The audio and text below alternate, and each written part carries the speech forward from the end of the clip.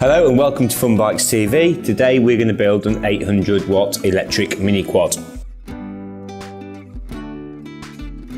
To start with, you will need to uncrate your vehicle, cutting the banding and then opening the box.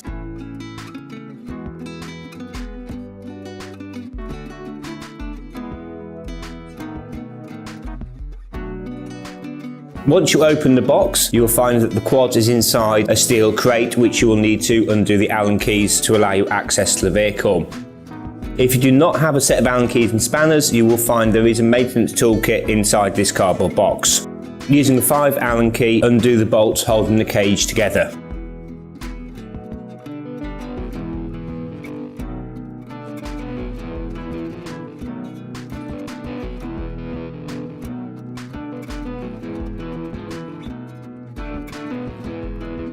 Remove the bubble wrap from the quad, then cut the wires that hold in the quad into the cage at the bottom. Inside your accessories box, you'll find a bag with various fixings and fittings, including the rear reflector, your handlebar pad, your front number board, your charger,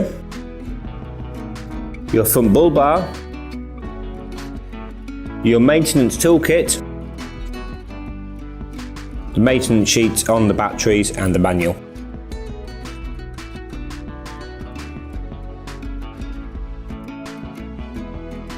Now we've uncrated our 800 watt electric mini quad, we're ready to start the assembly process. The first thing we'll need to do is to remove the 10 bolt at the top of the steering column. Apply a smaller quantity of stud lock to the end of the threads. Then take your front number board and place the bolt through the mounting bracket and reattach it to the quad. Make sure you have this aligned centrally with an equal gap between the bolt holes at the front of the steering column and tighten fully.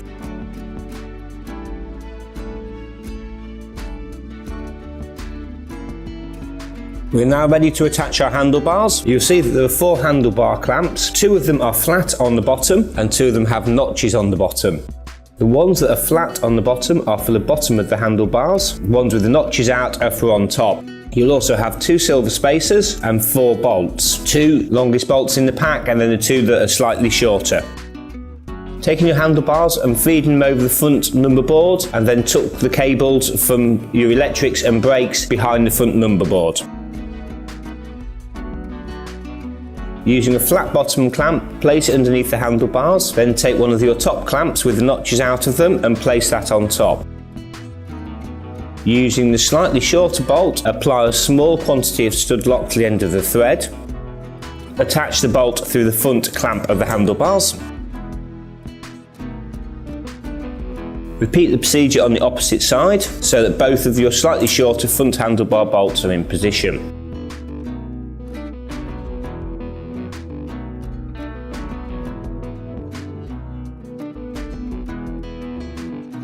Then take your key barrel and take one of the longer bolts that you have left, place it through the key barrel mounting bracket, then a silver spacer, apply a small quantity of stud lock to the end of the threads, and then locate it through the clamp hole sat slightly back further towards the seat.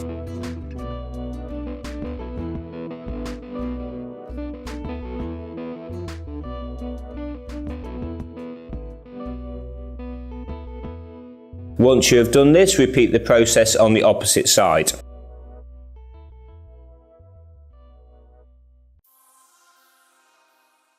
Tighten the bars up, but make sure that the handlebars are in the correct position. The centre bar that the bar pad goes on wants to be an equal distance between the front and rear bolts. If you look down the handlebars, they should be in a line at the same angle as the steering column. There is also some notches in the handlebar clamps to allow you to make sure that they're in the central position on the quad.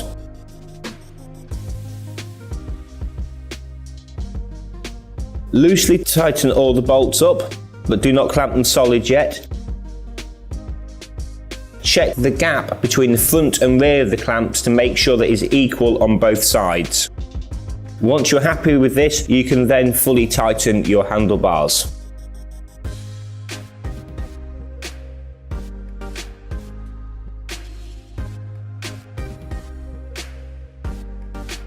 Our handlebars are now fitted to the vehicle. We're now going to attach the lower shock bolts on the front of the quad for the suspension. We will need to lower the swing arm down and then align the shocks with the mounting holes. Using the 2 short bolts that are in your nut and bolts bag and the 2 nuts, place them through the lower shock bolts with the bolt head on the outside.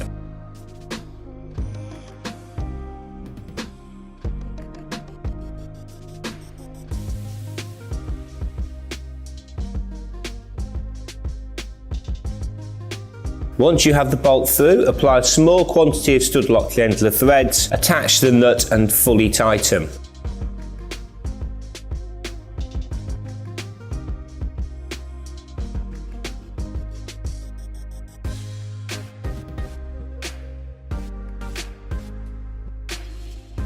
Using a 13 spanner and a 10 spanner or sockets, fully tighten up the bolt.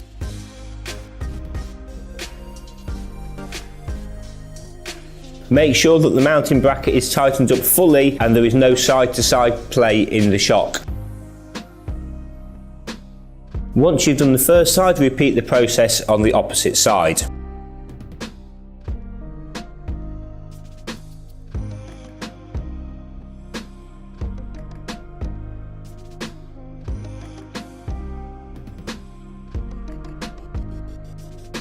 We're now going to attach our front bull bar. Remove the 4 bolts at the front of the quad, the 2 at the top with the nuts on them, and then the 2 attached that thread into the frame. Apply a small quantity of stud lock to the end of the threads. Taking your front bull bar, place the bolt through the lower hole that you've just removed. Only loosely fit the bolts back in at this moment in time to allow easier alignment. Fit your 2 lower bolts first, applying stud lock to each.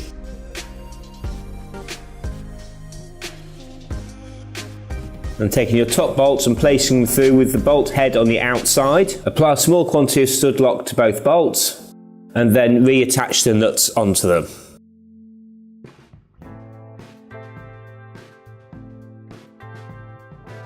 Once everything is aligned with your nuts on, fully tighten all 4 bolts using a 10 spanner and a 13 spanner or sockets.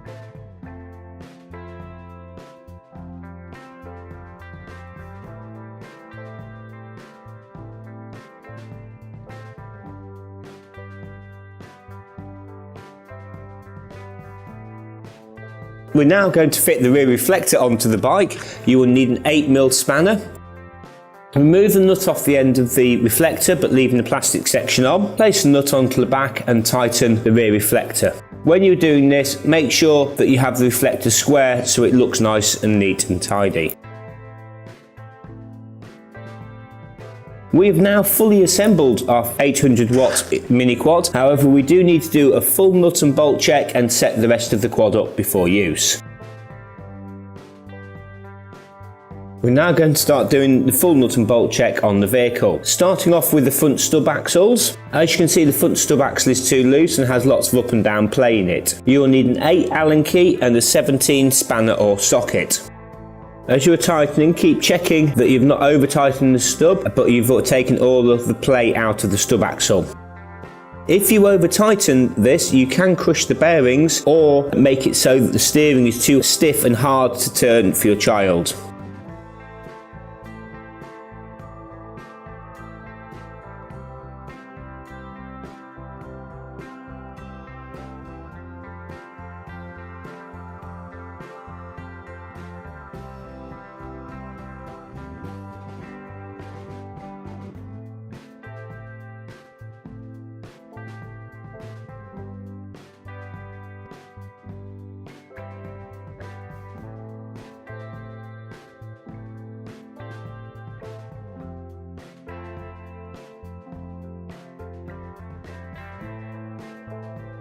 Once you've removed the plate in the stub axle but the steering still turns freely, apply a small quantity of stud lock to the bolt at the bottom. We're now going to tighten the front brake caliper is tight. For this you will need a 5 Allen key.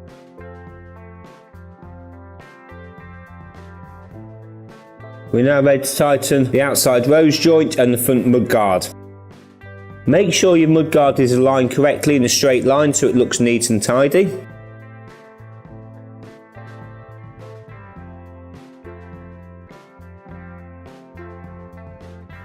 Using a 6 Allen key and a 13 spanner, tighten the bolt at the track rod end.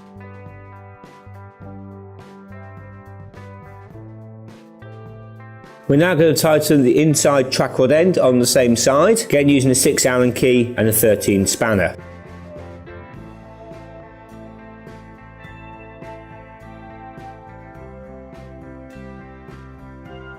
Again, apply stud lock to the end of the thread once you are happy it is tight.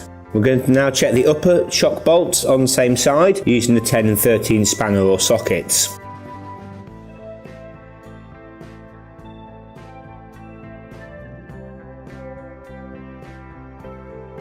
Once you are happy they are tight, apply a small quantity of stud lock. We're now going to check everything on the opposite side of the quad, starting again with the stub axle.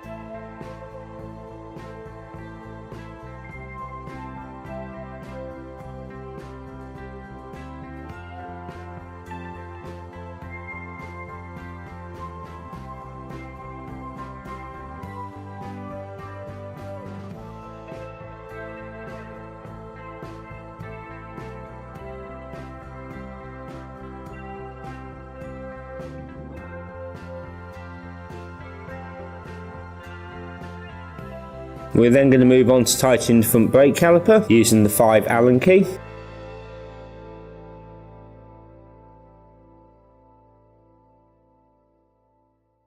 Then checking the front track rod end is tight and the mudguard on this side is correctly aligned.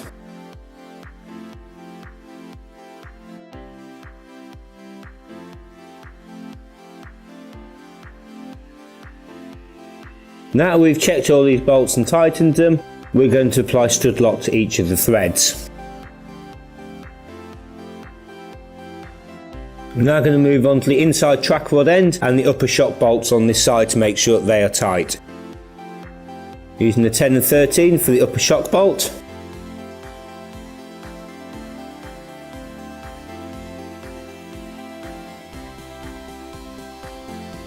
And 6 and 13 for the inside track rod end.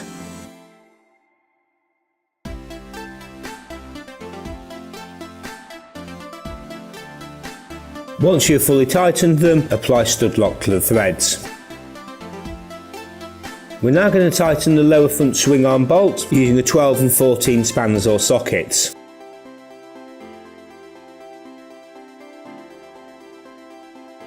Once you are happy that it is tight, apply stud lock to the end of the thread.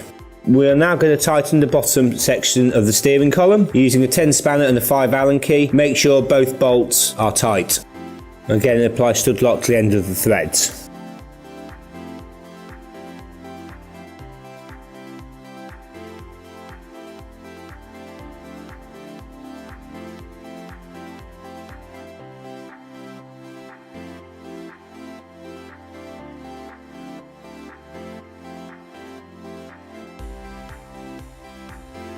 We're now going to move on to the 17mm nut at the bottom of the steering column.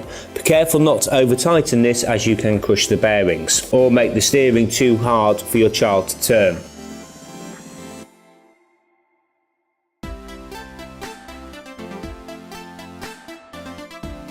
So once you've tightened it, check you're happy with the steering. As I can feel the steering is too tight on this, I'm going to loosen the nut off just a fraction until I'm happy with it.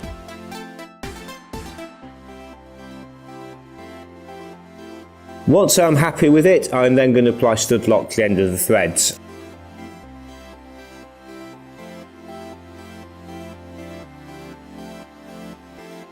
We're now going to make sure our steering column is tight at the top on the mounting collars. Using a 10 and 13, tighten up both bolts. Making sure this is tight will alleviate any side-to-side play in the steering column at the top.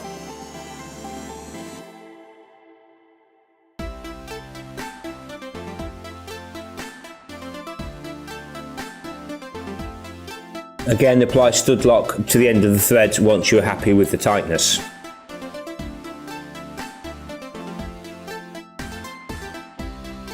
We're now going to level off our brake levers and fit the bar pad. As you can see, you cannot lower them down anymore because the throttle unit gets in the way.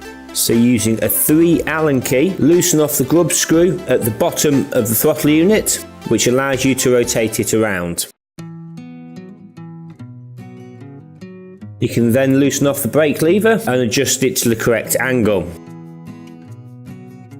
The optimum position for the brake levers is angled slightly down, as it is the most comfortable position for the child riding the bike. Once you are happy with positions, make sure that you tighten the throttle unit and the brake lever back up again fully.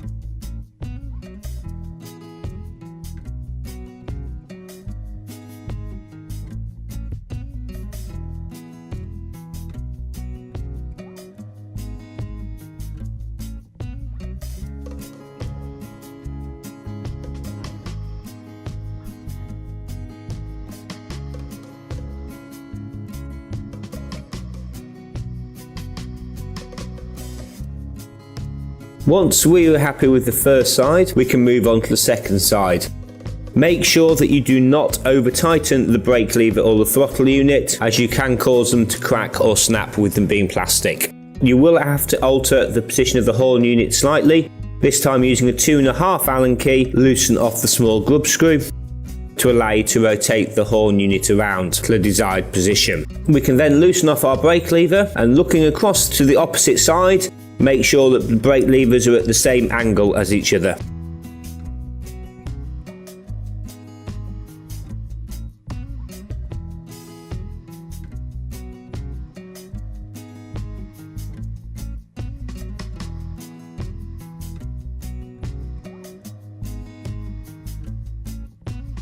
You can then retighten the brake lever and make sure your horn unit is tight as well.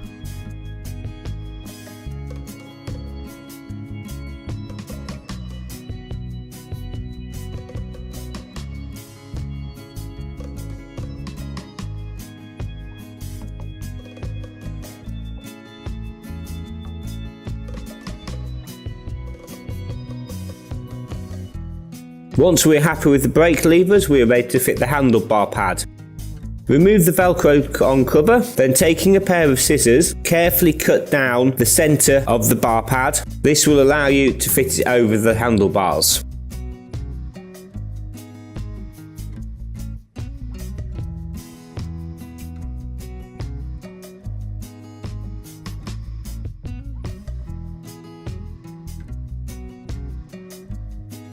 You can then put the cover over the bar pads.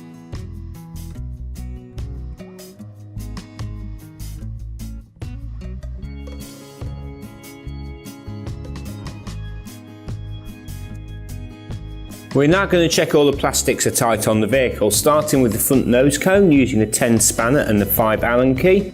We're going to work our way around the 3 bolts that hold this to the vehicle. Make sure that you do not over tighten these, as you can snap the plastic.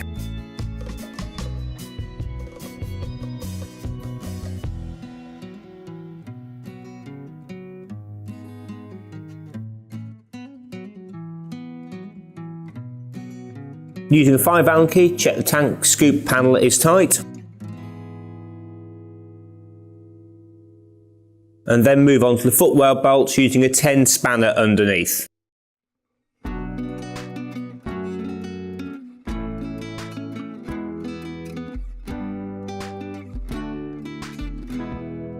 Check the plastic bolt at the rear.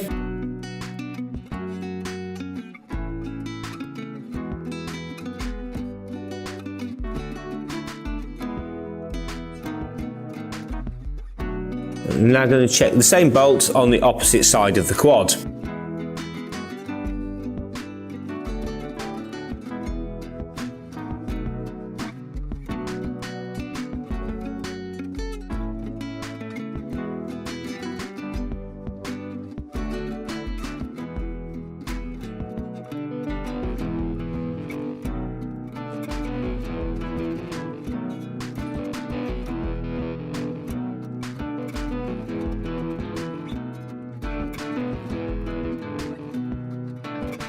We're now going to tighten the rear swing arm on the quad using the 14 spanner and a 12 on the opposite side.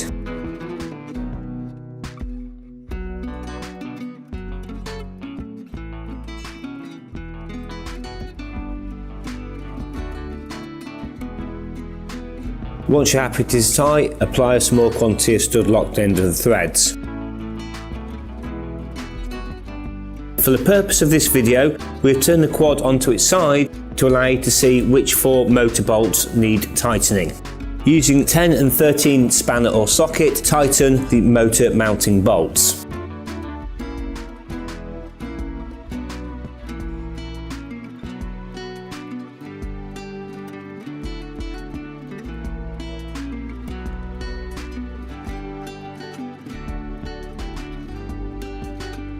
Once you're happy these are tight, apply a small quantity of stud lock onto the threads.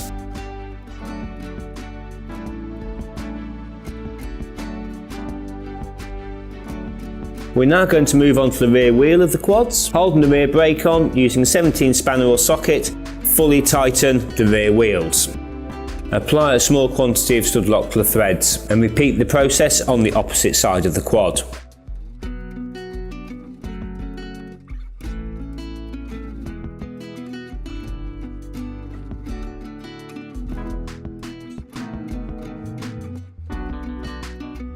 We're now going to check our front wheels are tight using the 17 socket.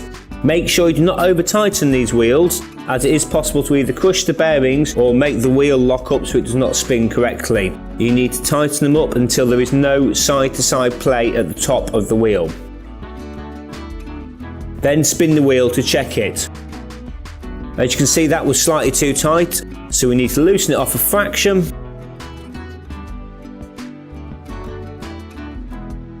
And check the spin knit again. When you're happy with the wheel, apply a small quantity of stud lock to the end of the threads and repeat the process on the opposite side. Again, checking for the side to side play at the top and bottom of the tyre and that it spins freely and correctly.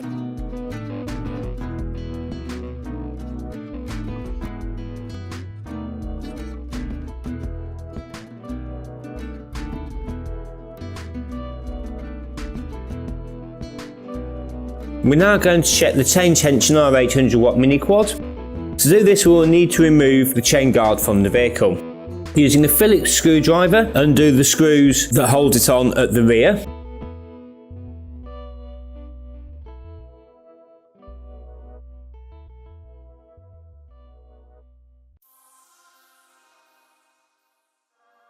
And then the 2 Allen key bolts on the side and the top half of the cover.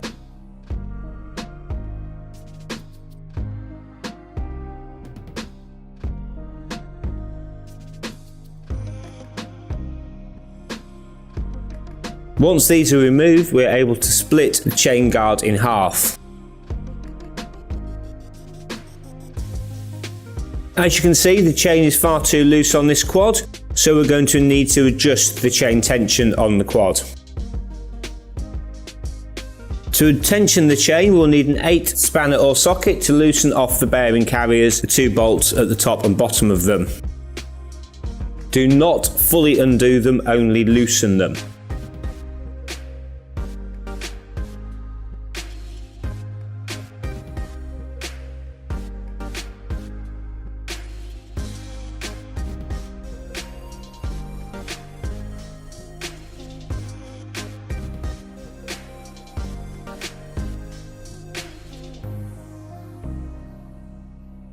Then use an Allen key in the hole on the outside of the bearing carrier. It allows us to alter the chain's tension. When we set the chain tension, we do need to make sure both sides are equal. So if the holes are at, for argument's sake, 1 and 3, you need to make sure that 1 and 3 on both sides of the bearing carriers. If you do not do this, the axle will sit at an angle, causing the vehicle to track, and it could also cause excessive wear on sprockets and chains.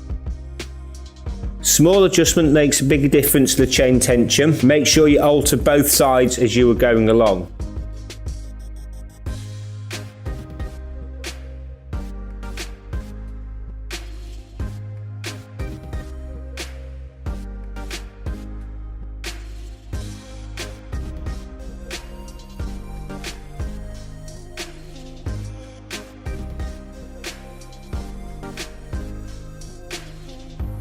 Once you're happy with the chain tension, you can then retighten the bearing carriers on each side. making sure the gap at the top and the bottom is equal.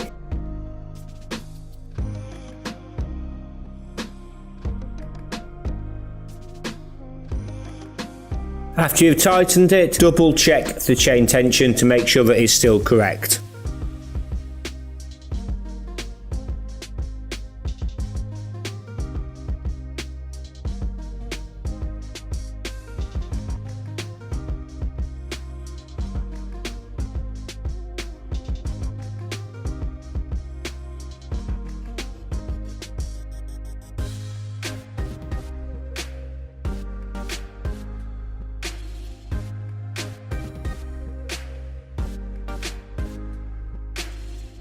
Now that we're happy with our chain tension, we can tighten the rear sprocket.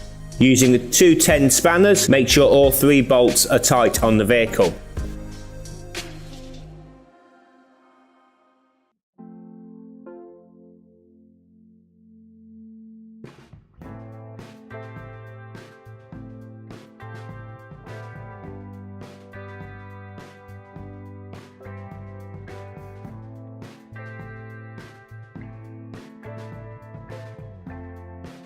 Again, we would apply stud lock to the end of these threads.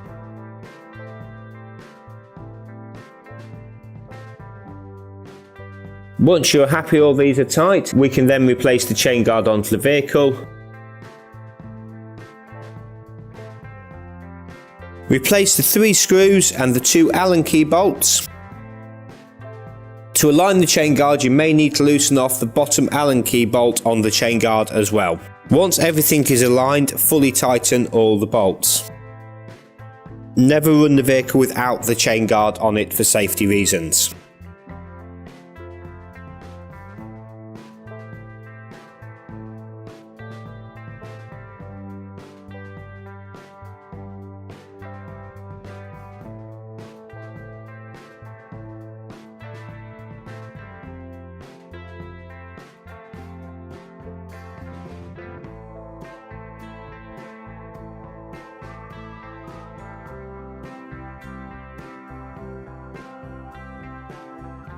We're now going to set the front brake calipers on our 800W mini quad. For this we'll need a 2.5 Allen key and an 8 spanner. To start off with, loosen the nut in the centre of the caliper that holds the arm on. Then using the Allen key, wind the bolt out slightly. This moves the inner brake pad away from the caliper and disc. Clockwise moves the pad closer to the disc, anti-clockwise moves it further away.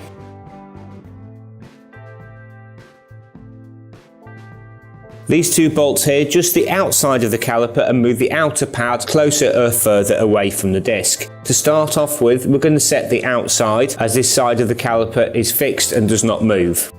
You want it as close as possible to the disc without it touching. Also making sure that it's equal distance at the top and bottom to ensure even pad wear. You want to set it as close as possible without it touching on the outside.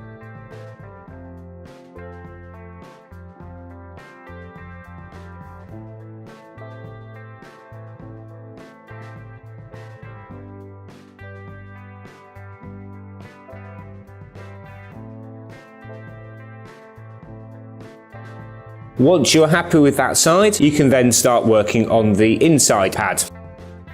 Wind the pad back in clockwise on the Allen key bolt in the centre for the inner pad.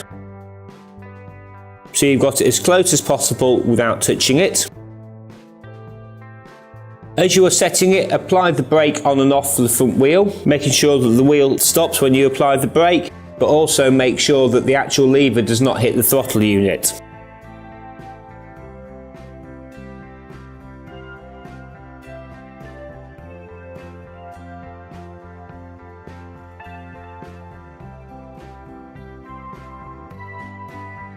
Once you're happy with positioning after any final adjustments, use the 8 spanner to tighten the nut while holding the centre bolt with the Allen key to make sure it does not turn. Once we've done this side, we are then going to move on to the opposite side of the quad and repeat exactly the same process.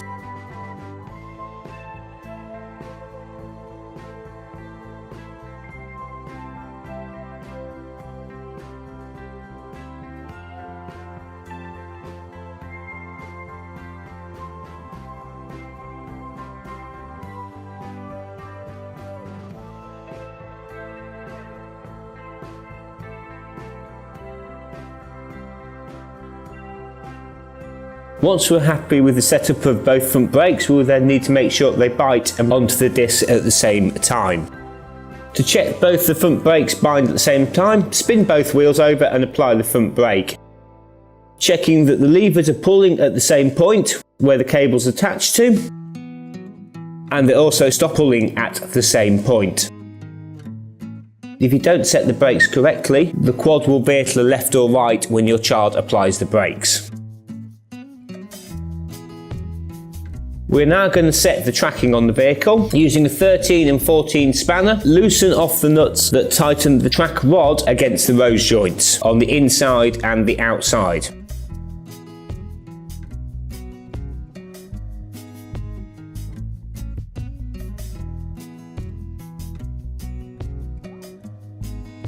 Make sure your steering is set straight. Then by rotating the track rod, you can alter the angle the front wheel sets at and alter the tracking.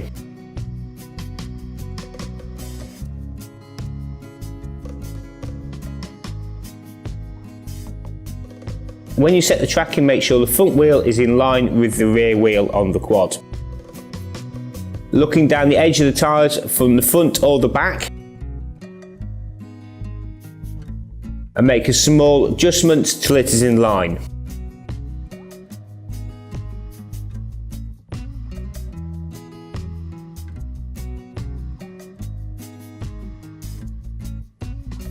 Once you're happy and the set tracking is straight, wind the locking nuts back to the rose joints, holding the track rod at all times and tighten them. Repeat the process on the opposite side of the quad using the 13 and 14 spanner.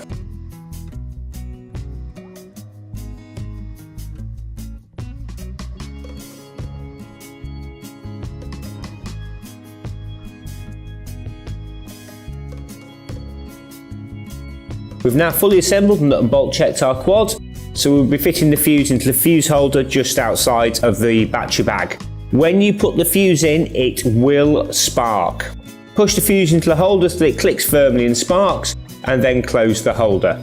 Your quad will not charge or work if you do not put this fuse in. We're now ready to charge our quad. Remove the charger from the box.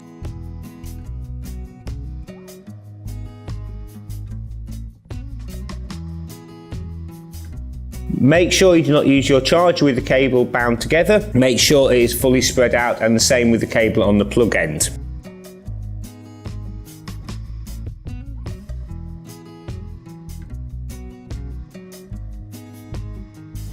The charge point is located on the front of the quad on the right hand side. Plug your charger into the charge point. There is a notch in the charger which lines up with a notch inside the charge point to make sure the correct pins are plugged into each other. It is critical that you charge the battery pack for 12 hours on its first charge from new. Even if your charger turns to green, leave the charger plugged in to help boost the battery pack. Connect your charger to the mains, and as you can see, the LED on the charger will light up. When the charger has gone to red, it's charging the battery pack. And that's how you build your new vehicle. I hope you found this guide useful. Now let the fun begin.